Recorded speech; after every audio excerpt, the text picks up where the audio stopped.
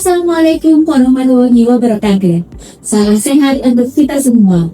Perkenalkan saya Sania Dermawan, SST MKOM, dosen tetap pada program studi Diploma 3 Teknik Informatika Lamongan, Departemen Teknik Informatika dan Komputer, Politeknik Elektronika Negeri Surabaya.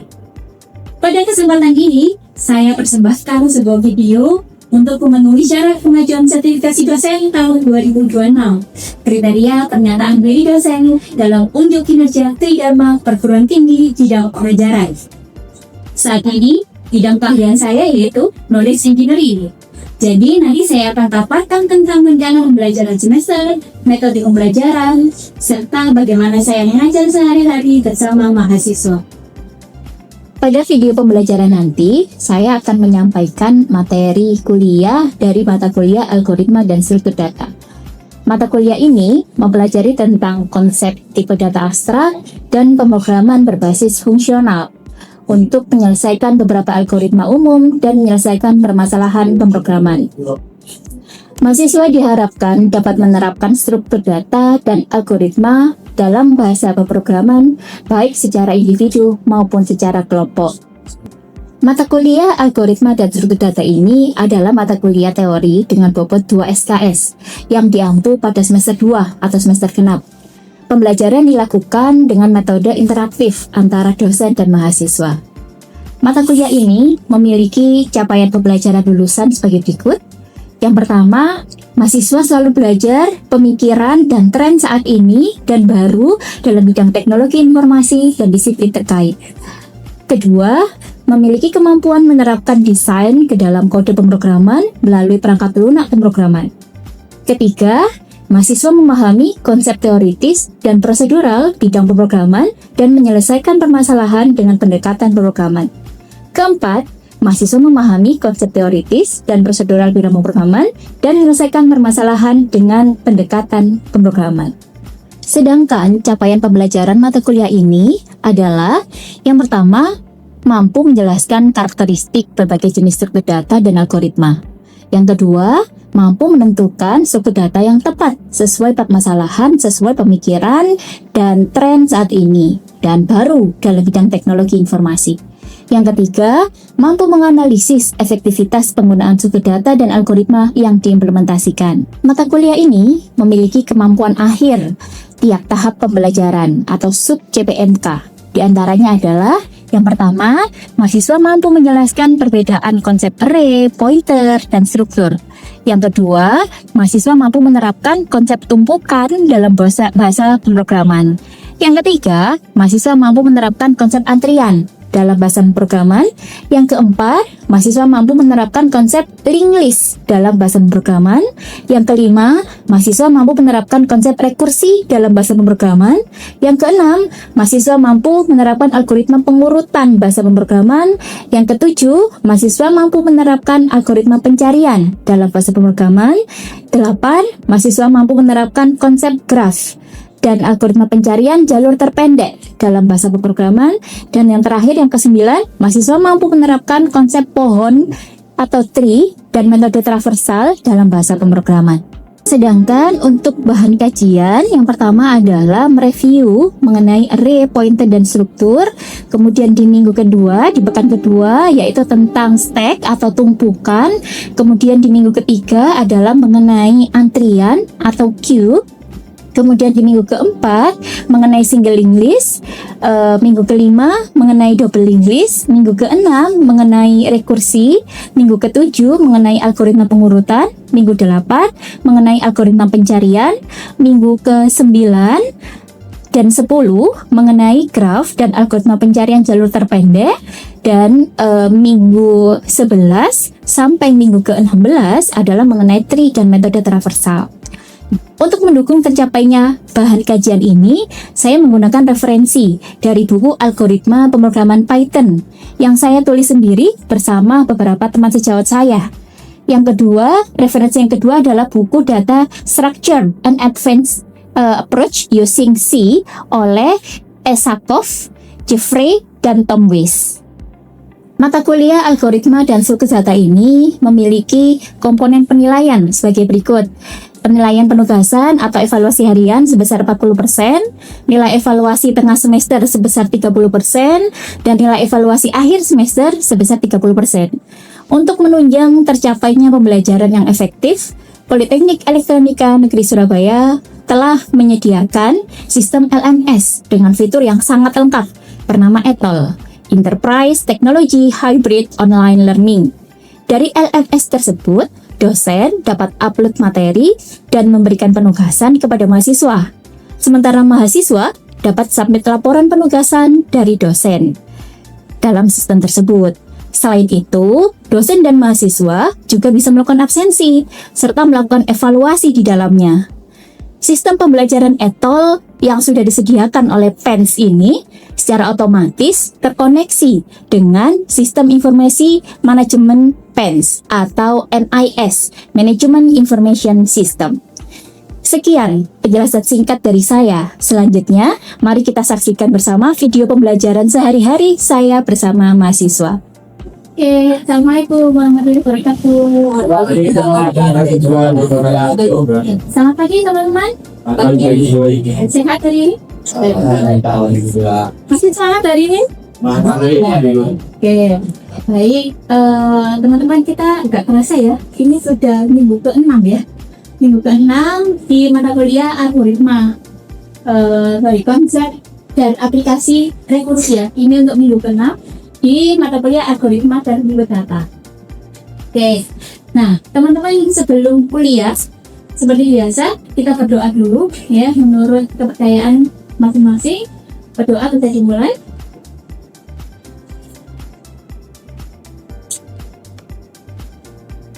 Berdoa tidak dilakukan.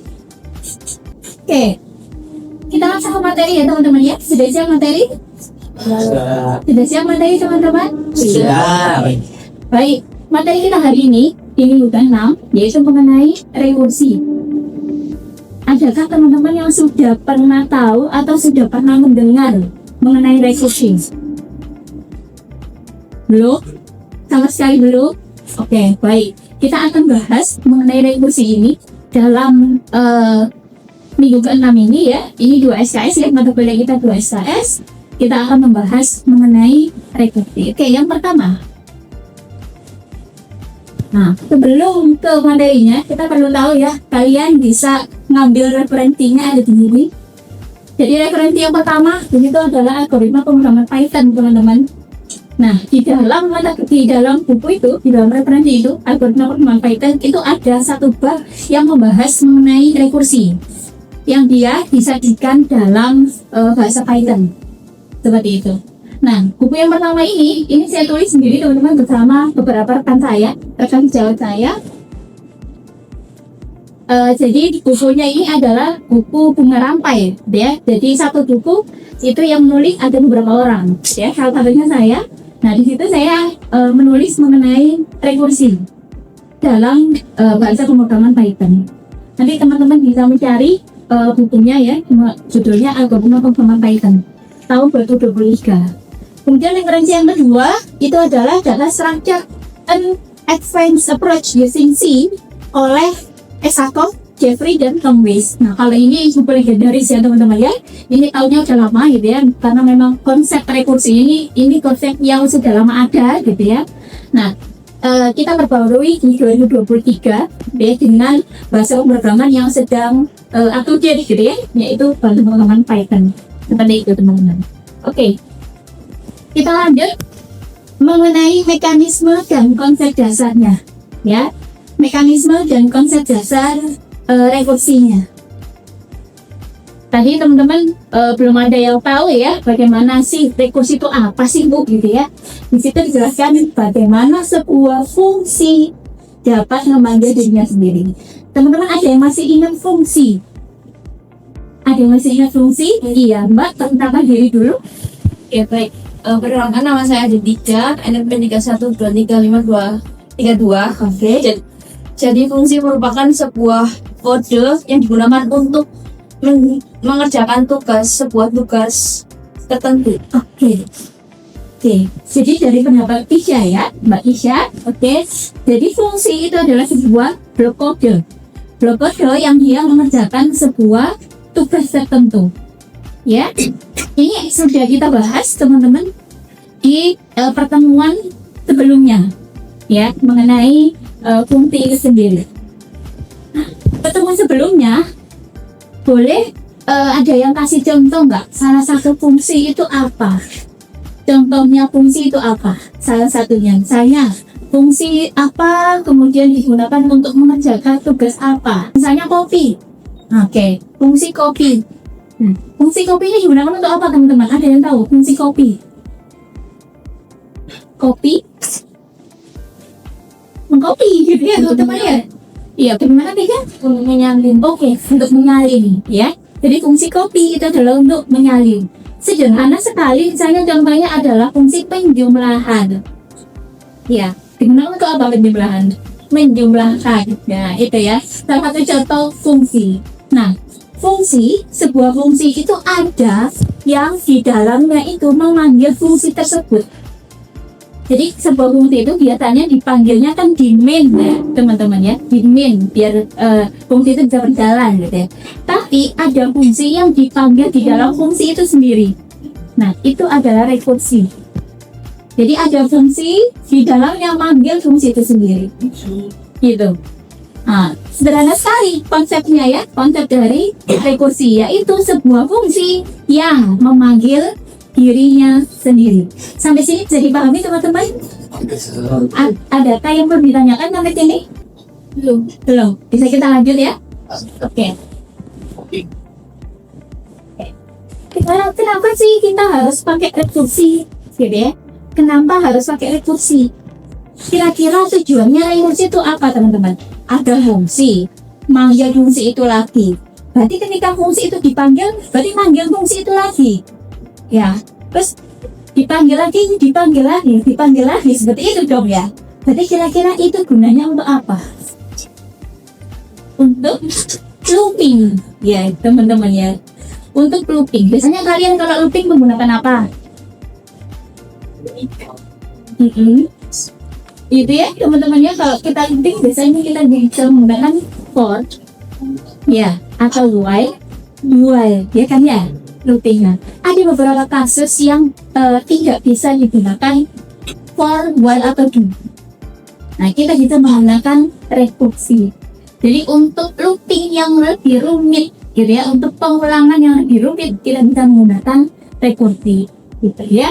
Jadi, kenapa sih kita menggunakan rekursi? Solusi sederhananya untuk mampu merumuskan solusi yang simpel dan elegan untuk masalah yang kompleks, ya, yang rumit diselesaikan secara iteratif menggunakan loop. Ya, kalau masalah iterasi itu tidak bisa diselesaikan dengan menggunakan loop, kita bisa menggunakan rekursi, yaitu sebuah fungsi yang manggil fungsi itu sendiri. Oke, baik. Terus yang kedua, konsistensi algoritma.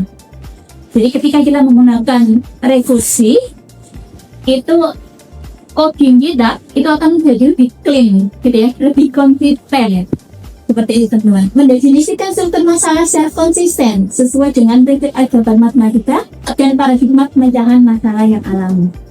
Sekarang, udah kebayang ya, rekursi itu gimana? Kebayang ya teman-teman ya. Jadi sama seperti misalnya ya, apakah iterasi yang sederhana itu nggak bisa Bu digunakan rekursi? Bisa. Katakanlah misalnya teman-teman, kalian mau menampilkan huruf selamat misalnya ya, kata selamat. Nah, kata selamat ini mau ditampilkan berulang-ulang. Kalian bikin fungsi untuk menampilkan selamat. Jadi di print n selamatnya di atas, bawahnya manggil fungsi itu lagi. Maka dia akan iterasi terus. Dia akan menampilkan selamat terus. Sampai kapan? Kalau kita tidak ada kasih batas akhirnya, maka dia tidak akan berhenti. Kalau kita kasih batas akhir, maka dia akan berhenti di batas akhirnya. Kayak gitu ya. Jadi gimana kalau tidak dikasih batas akhir? Bagaimana berhentinya kontrol print? Ya, jadi berhenti tahta. Kayak gitu teman-teman. Oke. Selanjutnya konsep dasar rekursi. Nah, sebenarnya kalian sudah paham ya dari penjelasan yang tadi konsep dasarnya ya. Intinya adalah proses self calling, memanggil diri sendiri, ya, memanggil fungsi itu sendiri. Nah, kemudian yang kedua mekanisme call stack. Nah, biasanya rekursi ini kita gunakan stack atau tumpukan. Masih ingat ya? Tumpukan ya? Pekan lalu sudah ada ini materi tumpukan. Kemudian yang ketiga adalah sub problem reduction. Ini setiap tahap rekursi mengecilkan ukurannya hingga mencapai karakter kecil. Artinya ini di breakdown. Ya, seperti itu. Untuk lebih jelas yang mengenai konsep ini, nah, ada 3 fase rekursi teman-teman ya. Yang pertama ada fase awal. Fase awal ini fase pemanggilan diri sendiri. Yang kedua adalah fase terminal. Fase terminal ini fase berhenti. Kapan berhentinya? Gitu. Kemudian fase balik. Fase balik ini fase perhitungan. Gitu ya, fase perhitungan sampai mendapatkan outputnya. Gitu. Nah, untuk lebih jelasnya kita kasih contoh teman-teman, yaitu ini yang sering kasih contoh untuk rekursi, yaitu studi kasus faktorial. Oke. Jadi teman-teman kita lihat di papan tulis ini ya. Saya geser ya. Oke. Konsep faktorial. Ya, masih ingat konsep faktorial? Misalnya ya, 3 faktorial. Ini berarti berapa teman-teman? 3 kali 2 kali 2. Oke, 3 kali 2 kali 1. Oke. Kemudian 2 faktorial. Berapa teman-teman? 2 kali 1. 2 kali 1. Oke. Coba lihat ya teman-teman ya. Ini 2 kali 1 ya. Nah, ini juga 2 kali 1 ya. Oke. Nah, berarti ini bisa saya tulis 3 faktorial itu adalah 3 kali 2 faktorial. Artinya di sini fungsi faktorial bisa loh rumusnya memanggil fungsi itu sendiri. Gitu. Ya.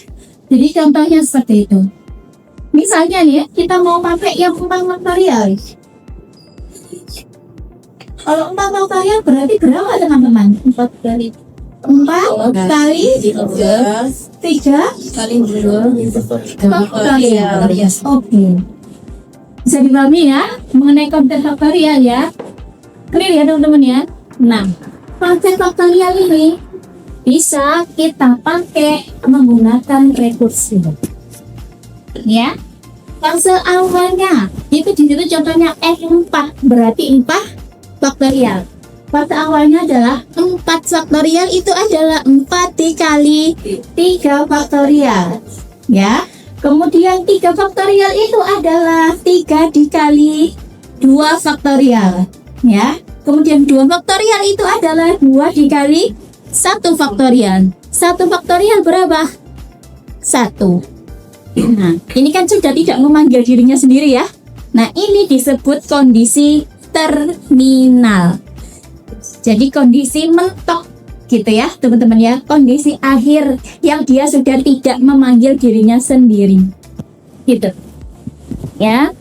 Jadi fase awalnya ini tadi ya, fase pemanggilan diri sendiri. Fase terminal adalah kalau kondisinya sudah tercapai tidak memanggil dirinya lagi. Nah, fase baliknya ini kita mengunjungi fase-fase yang tadi kita kunjungi di fase awal sambil ngitung hasilnya. Ya, tadi F2 itu adalah 2 kali 1 hasilnya 2. Masuk ke F2. F3 itu 3 kali F2. Ya, masuk ke sini jadilah 6. F3 masukkan ke rumus F4. 6 ya, 4 dikali 6 jadi 24. Nah, maka diperoleh hasilnya di situ adalah 24 hasil faktorial. Bisa dipahami sampai sini? Nah, ada pertanyaan sampai sini? Belum? Bisa dilanjut ya teman-teman ya. Nah, dari sini teman-teman bisa kita simpulkan bagaimana rumusnya faktorial itu. Ini tadi ya, rumusnya faktorial ya. Fn. Jadi n faktorial itu adalah kalau N-nya ini 1, kalau N-nya 1 artinya 1 faktorial, maka nilainya jika N-nya 0 sama N-nya 1 nilainya 1 ya. Kalau N-nya lebih dari 1 ya 2 faktorial, 3 faktorial dan seterusnya, pokoknya lebih dari 1, maka rumusnya adalah ini N dikali Fn-1.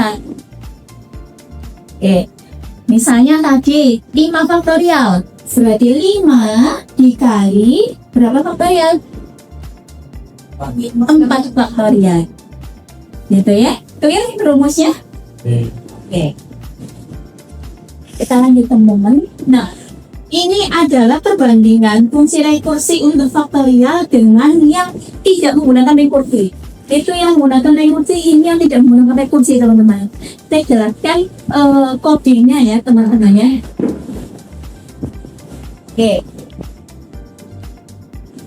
codingnya kalau menggunakan rekursi ya teman-teman ya. Itu adalah rumusnya, fungsinya ya, gitu ya. Nah, jika tadi kan di rumusnya kalau N-nya sama dengan 0 atau N-nya sama dengan 1, maka nilainya 1. If N kurang dari 0 atau if N sama dengan 0 atau if N sama dengan 1, maka return 1. Jika tidak itu semua, maka ini rumusnya N dikali N dengan 1 faktorial. Yang paling bawah ya, itu menggunakan rekursi. Sedangkan ini kalau tidak menggunakan rekursi lebih panjang ya, lebih efektif mana menggunakan rekursi atau tidak? Gitu. Jadi salah satu manfaat yang menggunakan rekursi adalah untuk pemrograman kita lebih terstruktur gitu ya. Jadi kodenya bisa lebih simple seperti itu.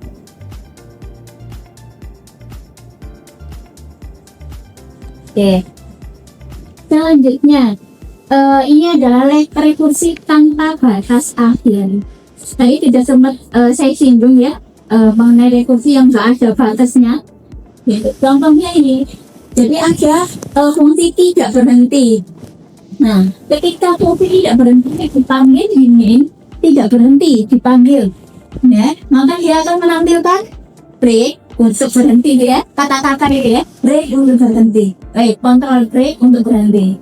Terus dia manggil tidak berhenti lagi, berarti manggil fungsi itu sendiri, berarti menampilkan apa lagi? Menampilkan hal yang sama ya, control break untuk berhenti, manggil lagi, control break untuk berhenti, gitu terus. Dia akan manggil terus, sampai kapan dia nggak akan berhenti. Gimana cara berhentinya? Berhenti paksa, dia itu pakai control break gitu ya. Itu sudah dicari tahu di kalimatnya. Untuk berhenti, kalian bisa pakai control break seperti ini. Nah, apakah ada rekursi yang bisa berhenti? Ya, ada dong ya. Nah, ini rekursi di batas akhir masih sama, yaitu menampilkan kata-kata gitu ya, tapi di sini ada pembatasnya, yaitu kita lihat kalau N kurang dari sama dengan 0 maka return. Nah, terus dicetak itu. Jadi kalau N yang kurang dari sama dengan 0 dicetak itu. Terus dia akan looping terus, memanggil berhenti N kali terus ya. Nah, N-nya ini berkurang teman-teman, itu kan N satu ya. Jadi misalnya N-nya itu ada 5, berarti yang pertama kan N-nya 5 ya, print 5 kali gitu. Terus N-nya dikurangi 1 jadi 4 sekarang, di print lagi. Terus N-nya kurang 1 jadi 3, di print lagi, dan seterusnya ya, sampai N-nya selesai, sampai N-nya 0. Kalau 0 maka dia berhenti, tidak memanggil fungsi itu lagi. Seperti itu ya. Oke. Sampai sini bisa dipahami teman-teman? Clear? Oke. Jadi seperti itu tadi ya teman-teman yang mengenai rekursi. Simple ya. Jadi memang konsepnya seperti itu. Rangkuman dari materi kursus ini adalah yang pertama self calling process ya, yaitu proses pemanggilan diri sendiri. Kemudian simplifikasi kode, jadi bagaimana kode itu bisa lebih simple. Dan yang ketiga adalah base case, ya, setiap fungsi rekursi wajib memiliki kondisi terminal gitu. Nah, sampai sini teman-teman adakah yang mau ditanyakan? 3. Clear? Oke.